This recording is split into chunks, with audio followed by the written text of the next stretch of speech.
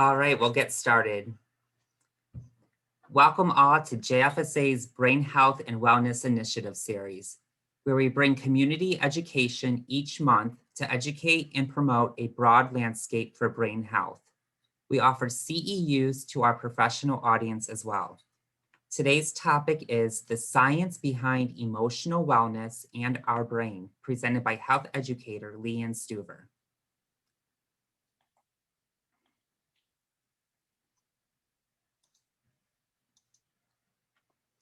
My name is Jonathan Yassani, and along with my colleague, Hannah Thompson, we provide care navigation in the JFSA Dementia Care Navigation Program.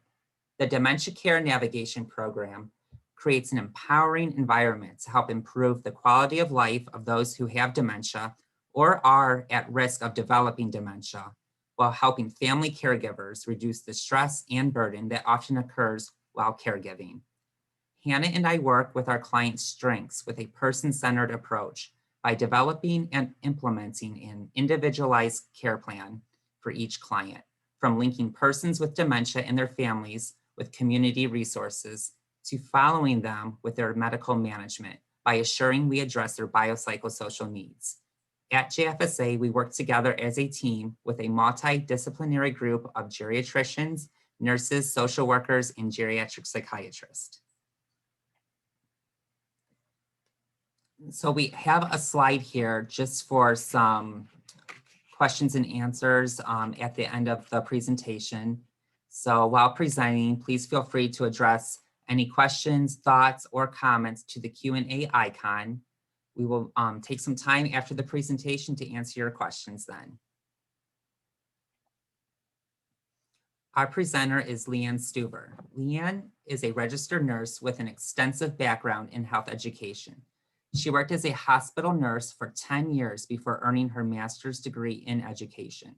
She has over 20 years experience in the planning and implementation of adult education programs at Menora Park Center for Senior Living. She has served as their director of the Rose Institute for Lifelong Learning and later became their director of lifelong learning.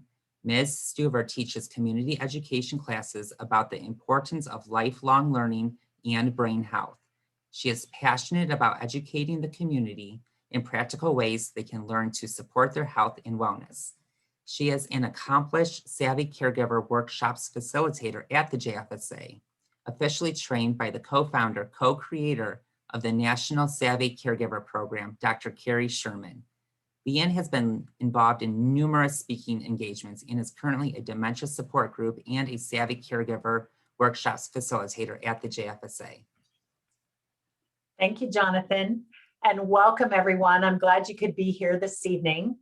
We're going to start our talk tonight by talking about our nervous system, something that maybe we don't think about on a regular basis, but something that's very, very important that we do think about because it does so much for us. So our nervous system starts with our brain. And then it also incorporates every nerve that goes throughout the rest of our body. So all the nerves leave the brain, go through the spinal column, and then go from there out to every distant part of our body. So our nervous system is our brain and all those nerves that are throughout our entire body. It starts with the brain. Well, my clicker's not working. So it starts with the brain.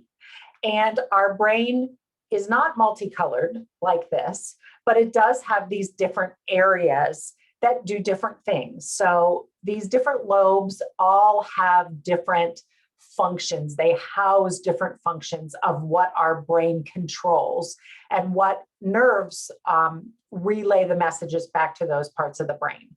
We're not going to get that detailed tonight because we're going to talk more about just the nervous system response in general. But perhaps another time we'll do a class that looks a little more in depth into all those different functions in the brain. Now, part of emotional wellness is our stress response. So we're going to talk about that for a few minutes. So in our brain, there's an area called the hypothalamus, and it is what governs our body's hormonal stress response. It is located deep in the parietal area or the temporal area of the brain. So in this kind of maroonish color area that's on the slide. So the hypothalamus is way down in there. And it's the part of the brain that is involved in our stress response.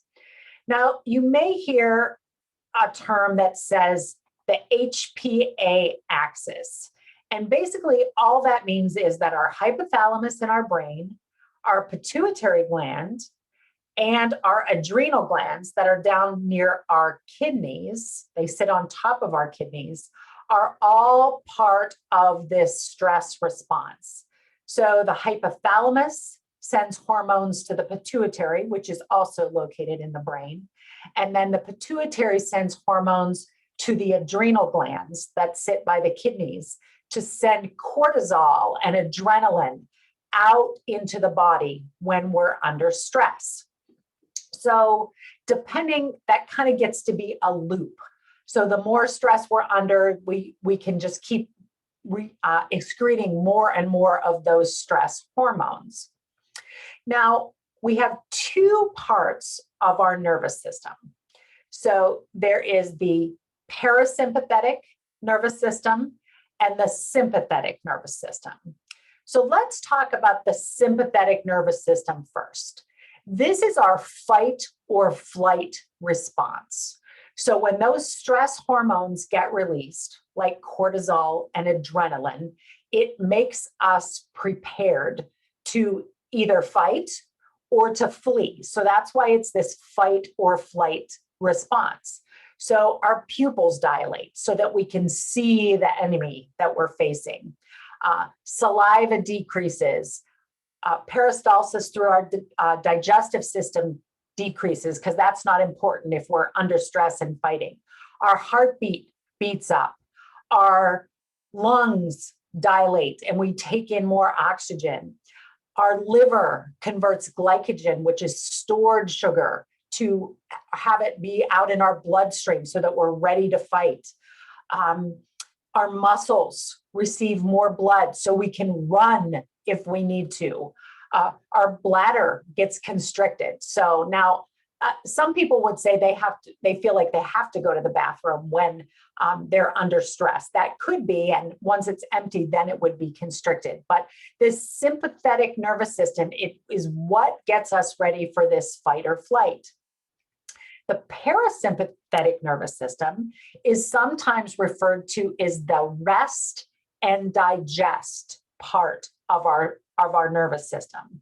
So it is what slows our heartbeat, slows our breathing. Our GI tract is stimulated, so digestion occurs better. Bile is released from our liver to help with that digestion. We're able to go to the bathroom better because all of those things are working. Parasympathetic, our pupils constrict, so they're not wide open like they were. So that is our rest and digest side of our nervous system. And we're going to talk about the two of these in just a second. Now, when we're under stress, there's two different kinds of stress. So when we have acute stress, that's when that fight or flight kicks in. So you have that adrenaline rush or that cortisol rush to get you through the panic. So let's say, for example, you're in a car accident and your car is on fire.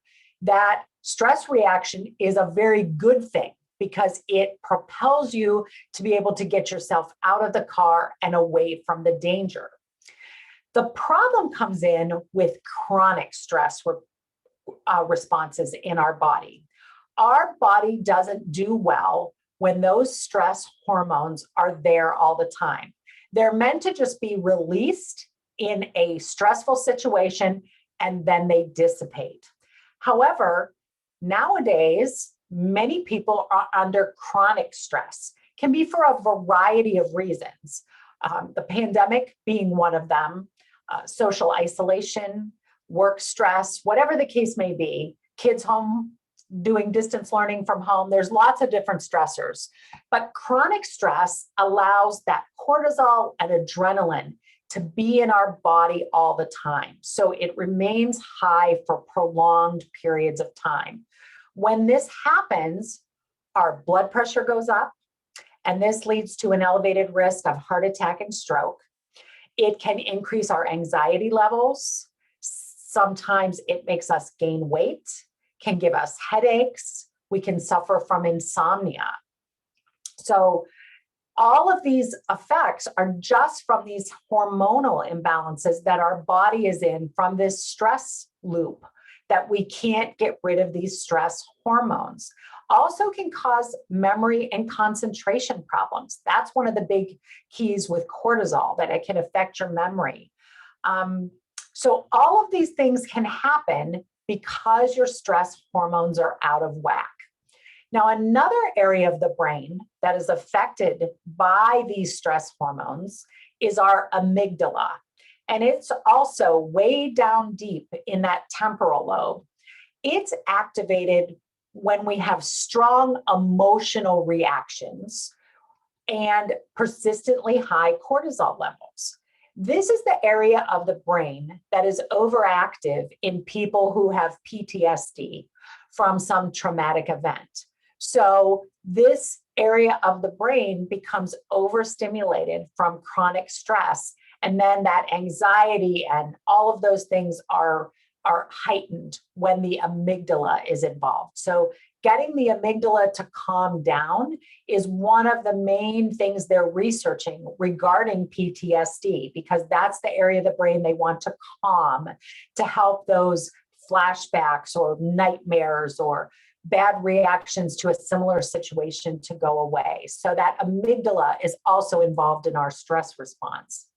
Now, how does this all fit into emotional wellness? So let's talk about what emotional wellness is. So our emotional wellness is our ability to understand our thoughts, our feelings, and our behaviors. Some of us are probably much better at being intuitively aware of these things than others, but we all can learn. Emotional wellness is also managing our daily tasks in a personally satisfying way.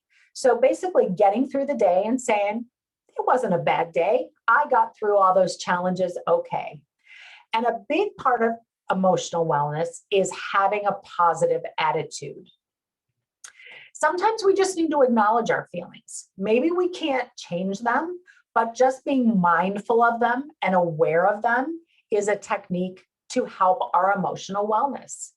Flexibility is another important factor in our emotional wellness.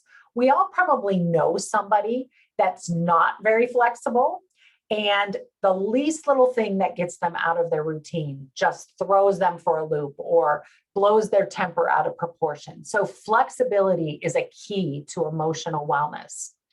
We also need to have life make sense and make meaning to us. We need to have meaning in our lives to be emotionally well and to place values on our experiences. And sometimes the way we do this is by expressing gratitude. So I want you to take a couple of minutes and we're going to do an emotional wellness exercise. And you're not going to share it. You're just going to do this for yourself. But I want you to take a moment and list 3 things that you are grateful for and 3 things that went well this week. And I'm going to give you a minute to write those down.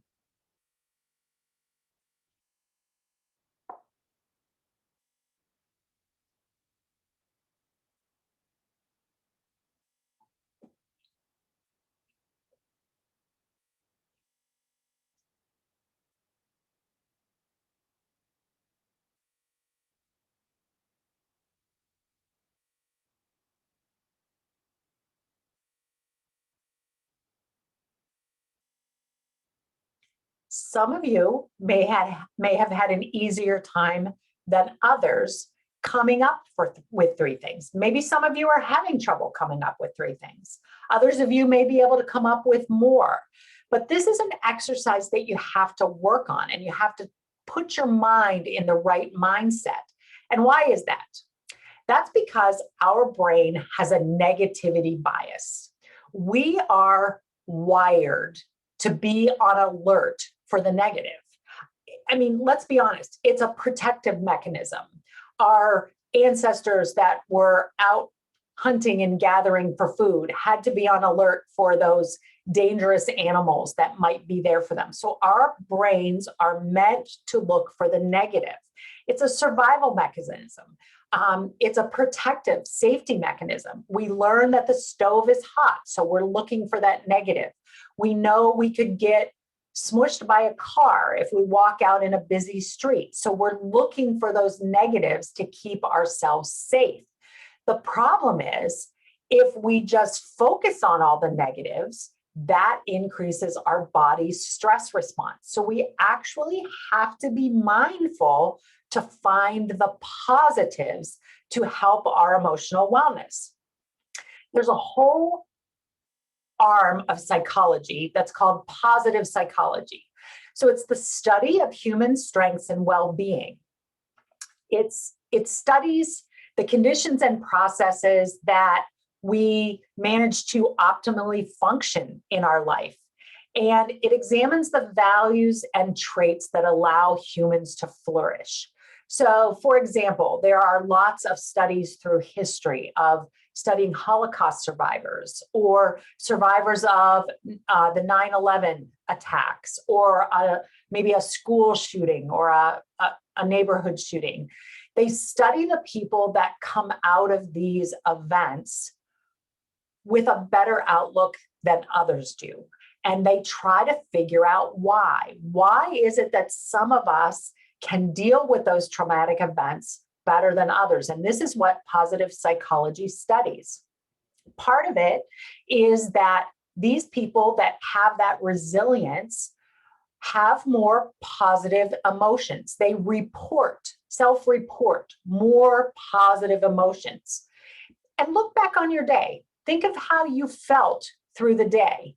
You probably remember how you felt badly or negatively more than those good moments of the day. So again, we have to look for those positive emotions to boost our emotional wellness throughout the day. Our personality also comes into play. So our personality is what makes us the way we are. It's our distinct patterns of behavior, our thought, and our emotion, often called our most unique characteristics. And we may think that our personality can't be changed, but that's not necessarily true. It may take some work, but there are things that we can do, and we'll talk about some of those. The two main personalities that I'm going to talk about tonight are the optimistic personality. So someone who shows a lot of optimism, being hopeful and confident about the future. Another way to look at it is, are you that, when you look at those glasses of liquid, do you look at it as half full or do you look at it as half empty? If you think it's half full, you are a more optimistic person. If you think it's half empty, you're the more pessimistic person. It's exactly the same. It's exactly the same amount of liquid. It just depends how we look at it. There's a lot of research that optimism has a lot of benefits for us. People who appear to be more optimistic report better health. They show lower stress levels. They have better coping skills. They tend to be more goal-oriented. They report a more positive mood. They report more success and more happiness. Now, some of it is, which came first, the chicken or the egg? Do they have these things because they look at it that way, or because, it could go either way. So they're not sure exactly, but optimism makes a huge difference in our emotional wellness. On the other hand, pessimistic people have a lack of hope or confidence in the future. They easily find all the negatives in a situation. And pessimism can actually be an indicator that leads to poor health conditions. It can also make that person have difficulty building social relationships. That kind of makes sense, because who wants to be around the Debbie Downer all the time, who always complains about things and has that negative outlook?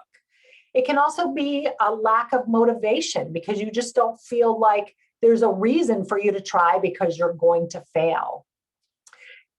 Pessimistic people have an increased risk of depression. They have a higher fear of the unknown. They're not flexible to try new things, and they have increased stress levels. Now, I am not saying that everybody should just be, Pollyanna and have this really good outlook, because realistic pessimism is important, and it's better than unrealistic optimism. But you need to find that middle ground somewhere. You need to be aware of the pessimism, but you need to try to be more optimistic in order to be healthier and more successful. One way to do this is to start working on flipping your negative thinking. So during the day, when you find yourself thinking more negatively, you need to try to work on turning it around. So could things be worse? Probably most situations we come up with, we could think of something worse than what seems to be our worst thing that's happening that day. So imagining what could be worse and appreciating that it could actually be worse than it is. Trying to find the positive in the situation. I have facilitated groups that we've thought of the positives that have come out of a dementia diagnosis or a terminal illness diagnosis or the pandemic. People can come up with positives that have come out of the pandemic. There's a lot of negatives ones in all those situations as well, but a really good exercise for your emotional wellness is to try to find the positive in every negative situation, because you usually can find something. And if you can find one, then you can find more. Another thing to help control or flip your negative thinking is to figure out whether it's in your control. If something is not in your control, then there's not always a reason to be negative about it. You can't do anything about it. It is the way it is. So sometimes just the serenity to accept it for what it is and to let it go can help your emotional wellness. Looking at the big picture is also helpful. Instead of focusing on the small negative details, let's look at the big picture. And how much does this one little negative part of my day really affect me? Can I look beyond it and get past it? Now, I'm not saying these things are easy to do, but they're possible to do, and you can do them little bits at a time. Another way to improve your emotional wellness is to work to be more altruistic or selfless and think of other people instead of yourself. So to have concern and compassion for the welfare of others.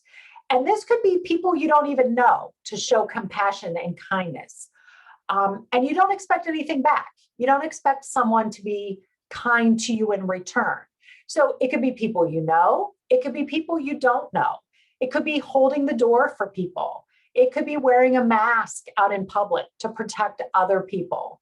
It could be not honking your horn at someone who doesn't take off from the red light as quickly as you would like in front of you. So there's all different aspects of how you can be more altruistic.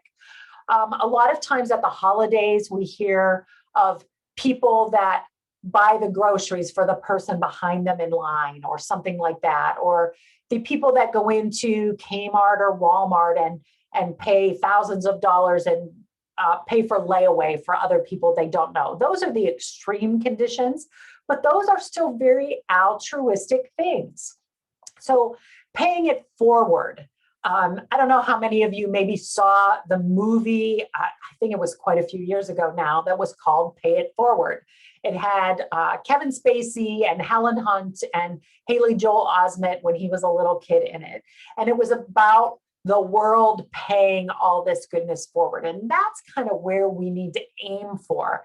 And I have that on the list of references to go with the program, because it really is a good movie. You need to have a box of Kleenex with you, but it really does show how the world can change if we all just try to do one thing to pay it forward every once in a while.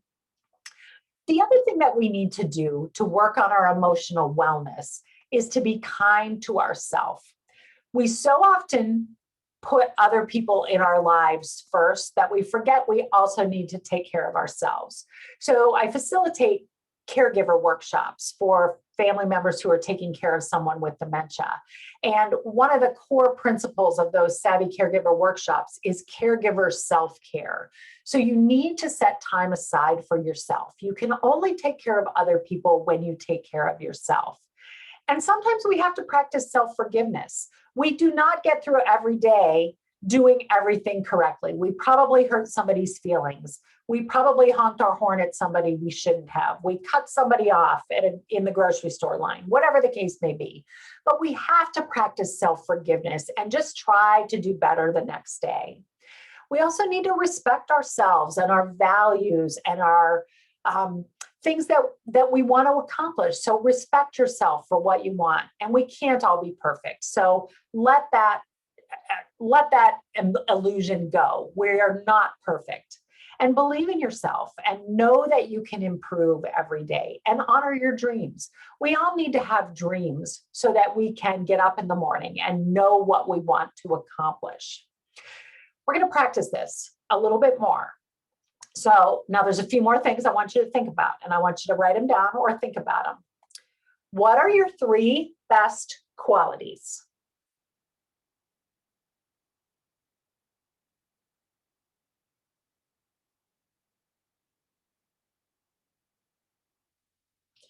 If you have trouble thinking of them as good qualities, think about what your significant other or a sibling or your parents would say are your 3 best qualities. What is something you want to accomplish in the next 6 months?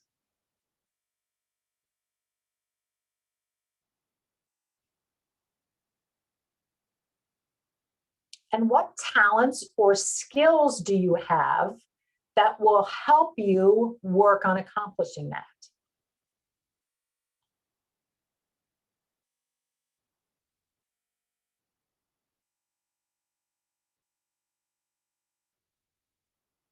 So notice I didn't say what roadblocks are in your way to accomplish this goal.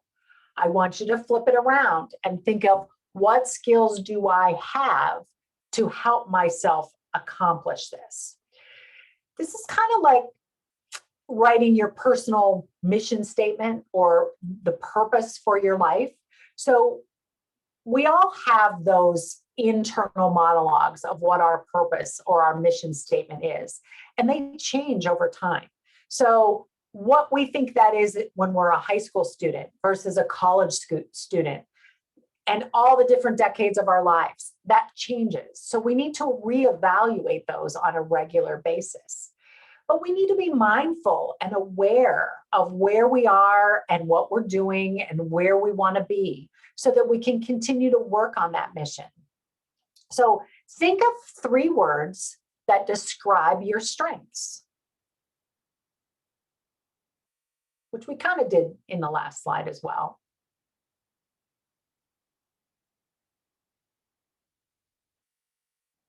The other thing we have to go with is we can use our previous experiences, the positive ones, the ones where we have been at our best. So think of a situation where you were really proud of the work that you did and all that you accomplished. How did you do it? What strengths did you rely on to get that, whatever it was, completed? And think about how you can use those same strengths that you used in that situation, use them more often in other situations. So maybe it was your persistence. Maybe you were in charge of a fundraising event and you were very persistent in getting businesses to donate things to your silent auction. How can you use that persistence in other areas of your life? So think of those positive attributes that have helped you accomplish something, and then try to apply them to something else as well. Because if those are your strengths, you can use them in other areas of your life. Just something to think about. What would you attempt to do if you knew you could not fail? So often when we think about what we want to do, the first thing we think about is, well, all the ways it could go wrong. But what if I had a fairy godmother wand and I said, you can do whatever you want and you're going to be successful? Would we have bigger goals, or would we have our sights set on something bigger if that was the case? I think for the most part, we would, because a lot of times we're fearful of those roadblocks, and we need to start flipping that thinking too as the positive. So what are our takeaway messages? We need to stay in tune with our emotions so that we can keep our nervous system under control. If we stay in tune with our emotions, and if we can begin to flip our negative thinking, we can utilize our parasympathetic nervous system to keep that stress response to that quick response, and then it goes away, and keep us out of that chronic stress loop. We need to be kind to others. We need to be kind to ourselves. We need to set aside time just for ourselves, for me, each and every day. And we need to be present. We need to be mindful and enjoy our surroundings. A few resources that you might want to check out. There's an emotional wellness toolkit on the National Institute of Health website that gives you some check boxes that you can look at and see, how am I doing in a lot of different areas of my life? I've also given you a couple of articles on emotional wellness that was in Psychology Today, and on stress management at the Mayo Clinic, that you could just Google Mayo Clinic and look for stress management. They have a lot of great tips on that. There's also an article about altruism if you want to learn more about that. And 2000, that was the year of the Pay It Forward movie. So some of you may have written that, but I've watched it a couple of times, and I think it sometimes makes me feel bad that I don't do more paying it forward. So it's kind of a nice thing to watch every once in a while. Not only is it a good movie, but it inspires me to do better and to think of other people every day in our lives. So that's the gist of emotional wellness. I know it's not an easy thing to do, to flip our negative thinking, to think of other people, and to try to keep that stress response that we have down. But it's very important for our physical health, our brain health, that we not be under constant stress. So being mindful of our emotional wellness is a real important part of keeping our body and our brain healthy every day.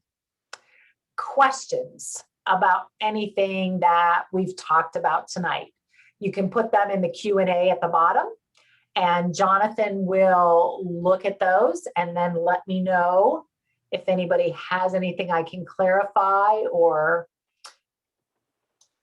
elaborate on for you.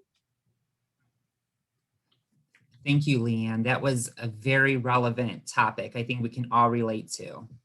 Well, I think a year into the pandemic, emotional wellness is first and foremost in a lot of our minds. Absolutely. Absolutely.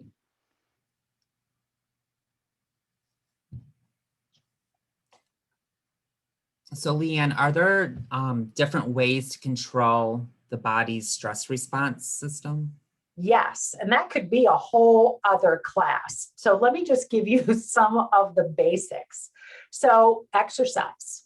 Exercise is a great way to keep those two sides of our nervous system in balance. So when we expend energy through any type of physical exercise, that helps calm our body down from the stress response. Meditation is another really great way. And I know I've just recently started to try to learn to meditate, and I'm not very good at it. But from the research that I read, it doesn't matter if I'm good at it or not. The fact that you're trying to do it and you're trying to learn it, even if you just do it 5 minutes a day, meditation can make a big difference. And there are apps, there's Calm, there's Headspace, there's Insight Timer that you can get on your smartphones, that you can set different times, different types of meditation. There's ones with words, there's ones with music. Part of what makes meditation good for your stress response is your breathing. So without even meditating, just getting in the habit of taking some deep breaths. So full breaths in and letting it all out, and being very mindful while you're doing it of thinking about your breathing. Just taking 3 or 4 deep, slow breaths activates that parasympathetic nervous system and can short circuit the stress response and can make a huge difference in that chronic stress cycle. And just like the breathing, anything that you do that's relaxing, whether it's listening to music, maybe it's enjoying art, maybe it's enjoying nature, any of those things can also make our whole body relax, and then that activates that parasympathetic nervous system.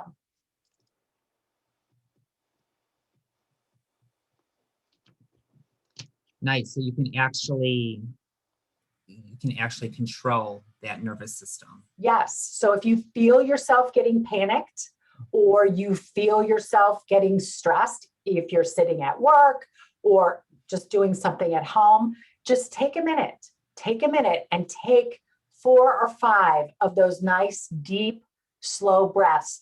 And you'll find your heart rate slows. You can feel that your blood pressure comes down. You don't have that rush, your face isn't all screwed up. It makes a big difference. So you can take control of that stress response. Do you have any other forms of relaxation, different relaxation techniques that could help? There's a lot. We've talked about quite a few of them. Some types of exercise like yoga, Tai Chi, Reiki, Qigong, a lot of those Asian exercise practices are a good relaxation practice along with yoga. It doesn't have to be strenuous yoga. It can just be very gentle. It could be chair yoga. It just makes us center. It gets us centered and helps calm it. Another way is to just imagine yourself relaxing either from head to toe or toes to feet. So you can just sit in a quiet place and imagine your toes relaxing, then your feet relaxing, then your ankles relaxing. Just work your way up your body and try to just get everything to relax and to loosen up.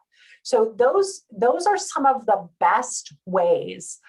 For some, maybe it's sitting down and getting lost in a TV show that you're binge watching. That can interrupt your stress response when you get taken away by something fantasy, or reading a book. Anything that you can do to get your mind disengaged from your problem helps break up that stress response. Maybe it's prayer. That's another thing that works for people, that it's a form of meditation in a way. That's really helpful. Thank you. So there's a question about can one really truly change from being pessimistic to optimistic, like the glass half full and half empty? Because it's I think you can. I'm not sure you can completely go 180 degrees and always be the other way, but I think it's something that you can work on. I think you can start to gradually shift the scale. So if you know you're a very pessimistic person, even just changing some things to move you back toward the more optimistic side. I know I'm a very optimistic person by nature, and my husband's kind of the opposite. And I know I can drive him crazy because I can find the positive in just about anything. And I know it bothers him, but I have found in our years together, he is much better at doing it now because he knows I'm going to tell him if he doesn't think about it himself. So it's a way that, if you have a partner in crime, if you're a pessimistic person and you know somebody that's really optimistic and obnoxious like me, then initiate their help to help you work on it. So talk to them about things and see what positive spin they put on it, and try to not be irritated with them when they do it, but try to learn from them. It's practice. It's not like this is something that you just flip a light switch and suddenly can do it. It definitely takes work and takes practice, but so many of our health habits do. We can't change our diet overnight. We can't change our exercise patterns overnight. We're not going to change our emotional responses overnight. But if we're mindful of them, and sometimes keeping a journal of our feelings and our emotions and how we respond to situations are a good way to do it if you're a journaling kind of person, because then you can see, oh, here are the types of situations that I overreact to. What can I do different with those the next time to keep myself a little more on an even keel and not blow things out of proportion? So I believe they can change, but it takes a lot of diligence and practice and attention to it in order to do it. Yeah. And I liked how you mentioned earlier too, like the mindfulness part, and like recognizing when you have that negative thought and looking at it and reframing it in your mind to getting something more positive out of it. Right. And then also, I know that doing that, it does, like, trying to recognize the good, not whenever something bad happens. Being mindful all the time helps with the practicing of Yeah. a better And outcome. sometimes even just recognizing that you're having a negative response, Mhm. just being mindful of how you react to stressful situations is sometimes the first step. Because I think there are a lot of people that don't realize that they're being negative or pessimistic about things. So even just the fact that that might be your first step, that you just start to realize how you are reacting in a more pessimistic or negative manner is step one. And that's a step in the right direction. Yeah. And also the Socratic question, looking for the evidence of like what is really going on, and what you're really actually upset about. Yeah, because sometimes it what we maybe verbalize what we're upset about is really not what we're upset about. So there may be something that we're upset about, and then our kids do something or our partner does something and we snap at them. We're not really mad at them. It's something else that's upsetting us. So being mindful of actually what it is that's throwing us out of that emotional wellness realm is another, like you said, another really good first step. How can I become more altruistic? I know that somebody noted volunteering could be a helpful way in becoming more altruistic. Yes, definitely volunteering. And I know volunteer opportunities look very different right now. Not everybody is back to in-person volunteering, but I know a lot of places are asking for volunteers, even to make phone calls to shut-ins or to drop off care packages. So I know some senior centers are looking for, drivers to drop things off to their members who can't come in. I think as vaccinations continue to increase, we're going to see more volunteer opportunities open back up. But volunteer opportunities are a good opportunity. Reach out to friends or relatives that that are maybe more housebound or have something going on in their life that is not as helpful. Maybe you make them a care package, even drop them off a gift card or a meal. You don't have to stay, you don't have to visit, but give them a call and say, I left something on your front porch, pick it up. That's being more altruistic. That's thinking of other people. Another thing that research says is if you watch the news, which I know can be very pessimistic watching the news, but when we see those stories of the children at the border that are separated from their families, the shooting in Colorado, the violence in Atlanta, whatever the case may be, try to key in on some of the people and how they're affected by the situation. So by empathizing with the people in those kind of situations, we can build that feeling of wanting to do something good for other people by recognizing other people's pain. So I know a lot of times we don't want to watch it because it just makes us feel bad, but if we can try to put a face to those stories, it can make it more real and it can make us want to do something to reach out. Maybe if you're not able to physically help anything, you can donate to a worthwhile cause if you have the financial means. Sometimes it's as simple as just showing gratitude, saying thank you to the grocery store worker that's been working through the pandemic, or thank you for someone who holds a door for you if you're somewhere that the door actually doesn't open by itself. Or thank you to the person that's standing at the door monitoring who's wearing a mask and counting people and cleaning the carts, whatever the case may be. But sometimes just saying thank you to people, or saying hello to people, or have a nice day to people, especially now that we're all wearing masks, we tend to be not making as much eye contact as we did before. So even just those little recognitions of other people as human beings behind those masks, and write a thank you note, make a thank you call, brighten somebody's day, or even just a thinking of you call or a note. All of those things can build altruism within ourselves.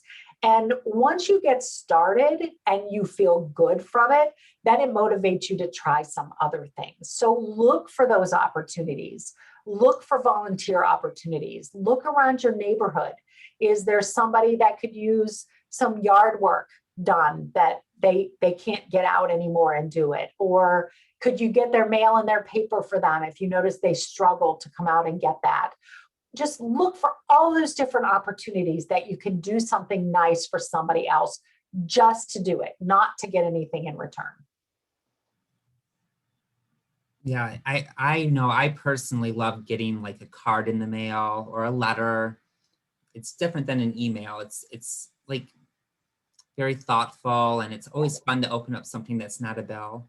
But even a thank you email is better than no thank you at all. So if an email or a text is the only way you want to do it, that's still better than nothing. But you're right. You get a card, it gives you a little bit of more of a thrill that somebody made the effort to get the card, handwrite it out, put a stamp on it, get it out in the mail.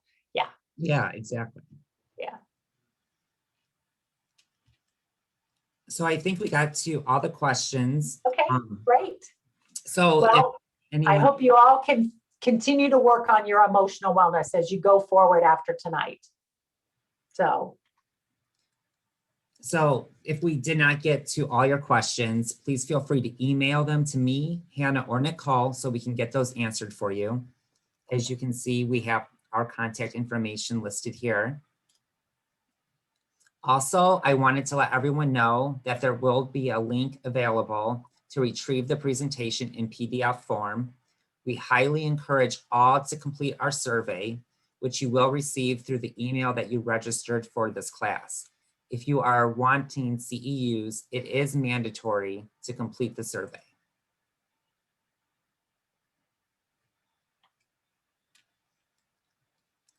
Here are our two dementia specialists we work with at JFSA. We have Dr. Elizabeth O'Toole and Dr. Constance McGulias, and we work alongside with them with our clients that either have dementia or are at risk of developing dementia as a team, and we work on care plans together, and they both have years of experience in specializing in memory care. In here, we have the contact information for Leanne and Nicole if you guys have any questions.